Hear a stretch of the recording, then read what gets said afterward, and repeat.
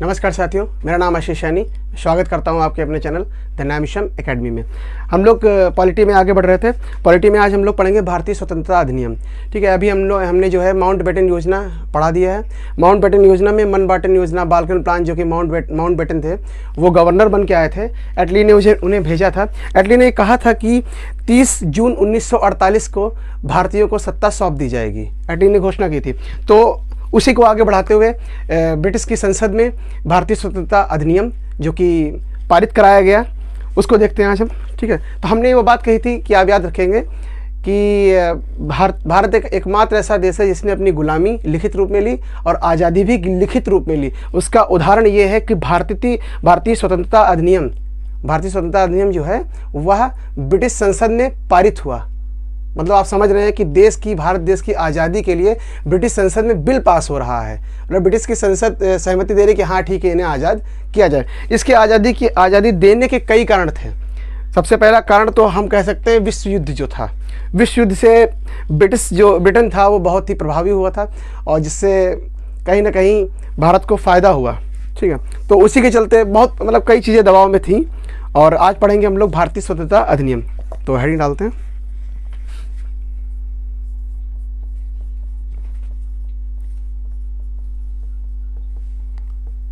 भारतीय स्वतंत्रता अधिनियम 1947। भारतीय स्वतंत्रता अधिनियम 1947। अब वहाँ पे जो ब्रिटेन के प्रधानमंत्री थे जिनका नाम था सर क्लीमेट एटली। कौन थे? पीएम सर क्लीमेट एटली। उन्होंने भारतीय स्वतंत्रता विधेयक जो थे वो 4 जुलाई 1947 को हाउस ऑफ कॉमन्स में पेश किया। कब? 4 जुलाई 1947 को कहाँ पेश किया? हाउस ऑफ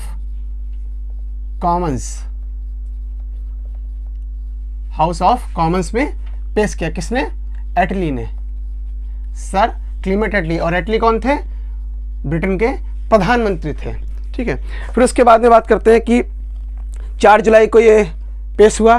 फिर पारित कब हुआ? हाउस ऑफ कॉमन्स में 4 जुलाई को पेश हुआ और 15 जुलाई को ये पारित हो गया। 4 जुलाई को पेश हुआ और 15 जुलाई को पारित हो गया। फिर उसके दूसरे दिन ही 16 जुलाई 1947 को इसे देखो, सबसे पहले हमने हाउस ऑफ कॉमन्स में, फिर उसके बाद हाउस ऑफ लॉर्ड्स में इसको पेश किया गया। जैसे हमारे वहाँ उच्च सदन और निम्न सदन होता है, राज्यसभा लोकसभा, उसी तरीके से वहाँ पर हाउस ऑफ कॉमन्स और हाउस ऑफ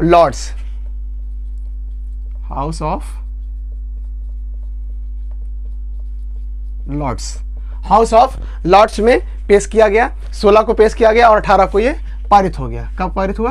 18 जुलाई 1947 पारित हो गया कि हाँ ठीक है। माउंटबेटन योजना आई थी, उसमें बात की गई थी कि हाँ पाकिस्तान अलग बने, भारत अलग बने। बाल्कन प्लान, मनबाटन योजना, माउंटबेटन जो थे, जो भारत का विभाजन हुआ, पाकिस्तान, बंगाल, लोग कहा जाता है कि ये जो विभाजन हुआ ये माउंटबेटन के दिमागी उत्पत्ति थी, उन्हीं के दिमाग की ये उपज थी जो ये विभाजन हुआ था। फिर उसके बाद बात करते हैं कि 15 अगस्त को कहा गया कि 15 अगस्त को एक डेट दी गई कि 15 अगस्त 1947 को 2 डोमिनियन राज्य स्थापित किए जाएंगे। कौन कौन से? पाकिस्तान और भारत। कब? 15 अगस्त 1947 को 2 डोमिनियन राज्य बनाए जाएंगे, अर्थात स्थापना की जाएगी। कौन कौन से होंगे वो? पाकिस्तान एंड इंडिया, हमारा भारत। ठीक है, फिर उसके बाद में ठीक है बात होगी इसकी। फिर बात करते हैं कि जो भारत कहा गया कि जो 2 ये राज्य बनाए जाएंगे उनके गवर्नर बनेंगे थे। अगर कोई देश बन रहा है तो तुरंत थोड़े से उसका संविधान बन जाएगा, तुरंत उसके कानून नहीं लागू हो जाएंगे, तो उसमें उसका समय लगेगा। और ये कहा गया था कि जब तक इन 2 राज्यों के अर्थात 2 देशों के संविधान नहीं निर्माण हो जाता, इन दोनों देशों का संविधान निर्माण नहीं हो जाता है, तब तक जो संविधान सभा है वही उसका विधि शासन करेगी। मतलब उनके लिए विधि, कानून या नियम बनाएगी। कौन? संविधान सभा जो थी। ठीक है। तो उसके बारे में बात करते हैं कि जो भारत के थे, भारत उसमें गवर्नर बनाए गए थे और उसमें पीएम बनाए गए थे। तो भारत के गवर्नर कौन थे और पीएम कौन थे, बात करते हैं। भारत के जो गवर्नर थे वो बनाए गए थे बेटन, जो माउंट बेटन थे, ठीक है। और उसके बाद में पीएम बनाए गए थे पंडित जवाहरलाल नेहरू, पीएम बनाए गए थे नेहरू। फिर पाकिस्तान की अगर बात करें तो वहाँ के गवर्नर जिन्ना थे, ठीक है। उसके बाद में जो वहाँ के प्रधानमंत्री थे वो लियाकत अली खां थे। बात करते हैं पाकिस्तान की, पाक गवर्नर जिन्ना और पीएम लियाकत अली खां।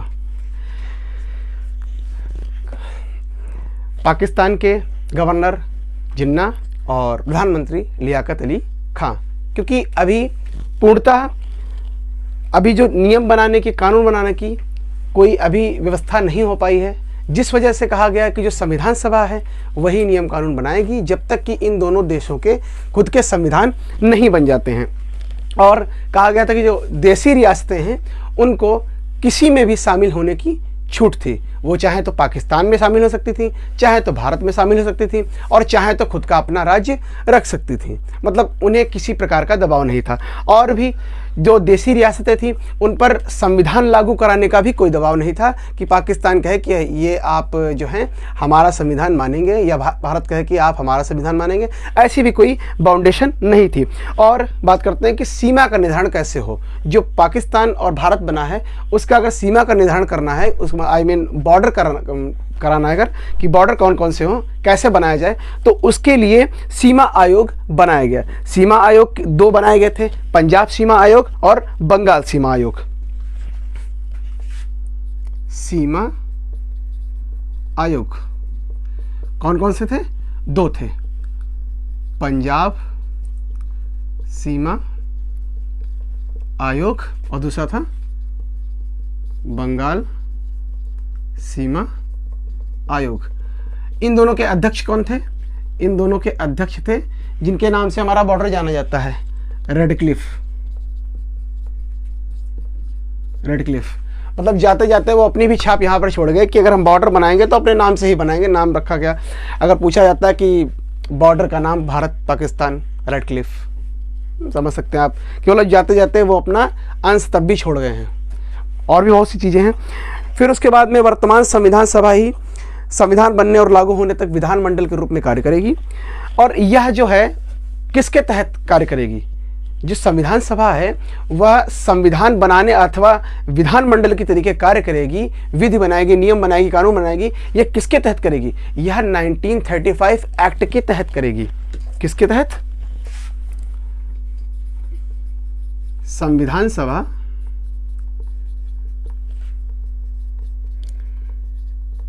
विधानमंडल के रूप में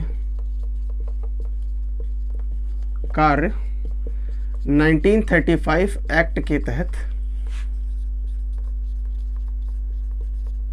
करेगी। किसके? 1935 एक्ट के तहत करेगी। फिर उसके बाद में जो हमने बताया था कि भारत का सचिव एक नियुक्त किया जाता था ब्रिटेन की तरफ से, उसका पद भी समाप्त कर दिया गया था, वायसराय का पद समाप्त कर दिया गया था, और भी बहुत सी चीज़ें कर दी गई थी, क्योंकि उनका अब कोई अस्तित्व नहीं बनता था। जब उनको स्वतंत्रता ही दे रहे हैं, 2 राज्य अलग अलग बन रहे हैं, तो सचिव और वायसराय का लेना देना क्या रह गया था उसमें। तो ये बात थी भारतीय स्वतंत्रता अधिनियम 1947 की। छोटा सा था, कुछ इंपॉर्टेंस लाइन थी।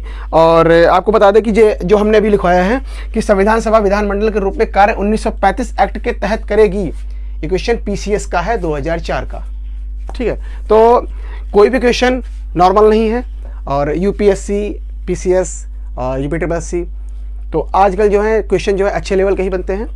तो मिलते हैं नेक्स्ट वीडियो में। नमस्कार।